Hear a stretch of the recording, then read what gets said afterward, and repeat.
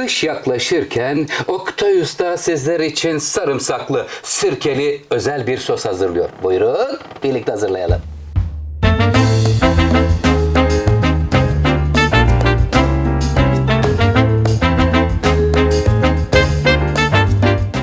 Kış yaklaşıyor kıymetli seyircilerim. Hazırlıklara tam gaz devam ediyor Oktay Usta sizler için. Efendim burada böyle kışlık bir acılı, sarımsaklı, sirkeli sos hazırlayacağım. Antalya domatesi ne kadar? 2,5 kilo. Çok güzel. Çanakkale domatesine de çok benziyor ve çok lezzetli. Ben bu domatesi çok seviyorum. Antalya, bu da Finike'den gelen enfes bir ince acı biberler. Kıymetli seyircilerim, bir baş sarımsağımız var. Bir su bardağı sirke, bir su bardağı zeytinyağı ve tuza ihtiyacım var. Böyle ekmek banmalık, acılı, enfes bir sos olacak. Öncelikle hemen biberleri doğramaya başlıyorum kıymetli seyircilerim. Bir baş sarımsak ile. Bismillahirrahmanirrahim. Biberlerin boyları ne kadar olacak? Hemen şimdi sizlerle onu paylaşayım. Detaylarıyla devam edeceğim sonrasında. Şöyle küçük parmağın boğumu büyüklüğünde doğramayı planlıyorum. Böyle daha ilk kestiğim anda bile acı biberin kokusu geldi. Bismillahirrahmanirrahim. Sevgiyle doğruyorum.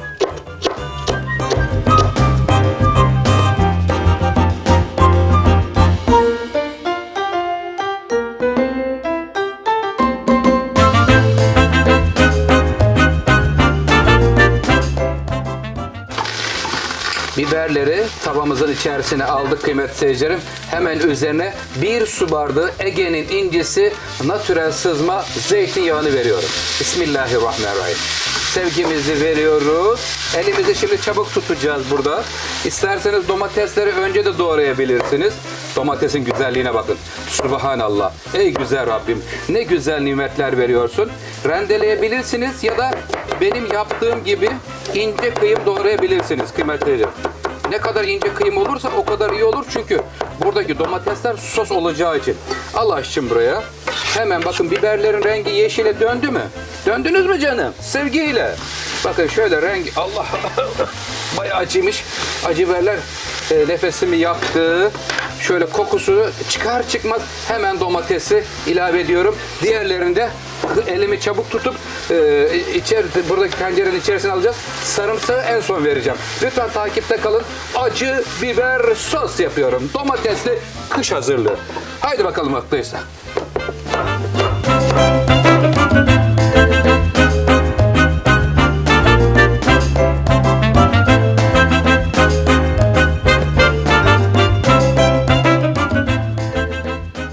Bir baş sarımsağı çok ince bir şekilde kıyıyorum kıymetli seyircilerim. İsterseniz robottan da geçirebilirsiniz.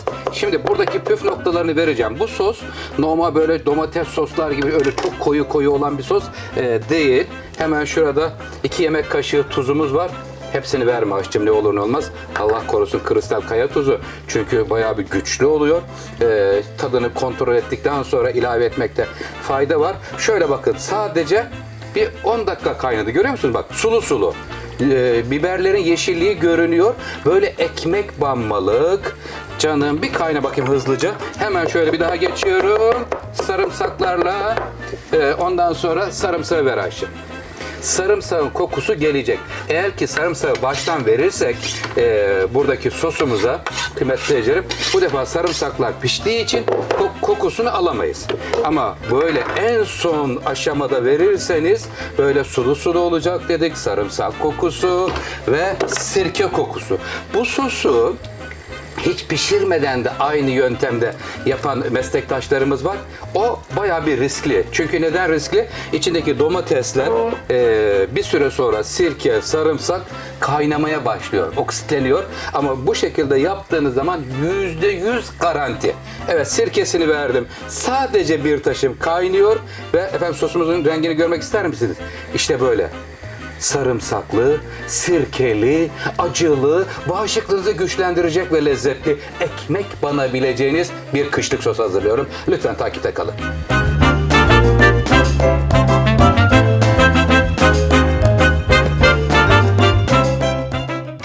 Ailenizin aşçısı Oktay Usta'dan kış hazırlıkları bütün hızıyla devam ediyor efendim. Her çeşit böyle turşular hazırladım. Acı biberlerden, soğan turşularından. Burada 2 tane büyük böyle, bir tanesi mor lahana ve beyaz lahana. Havuçtan da böyle yapraklar yaptım. Güzel motifler oldu. YouTube kanalımda var bütün hepsi. Şimdi de güzel böyle ekmek banmalık, sarımsak ve sirkeyi en son koyuyoruz ki böyle kokusu buram buram sirkenin ve sarımsağın gelsin diye kıymetli seyircilerim.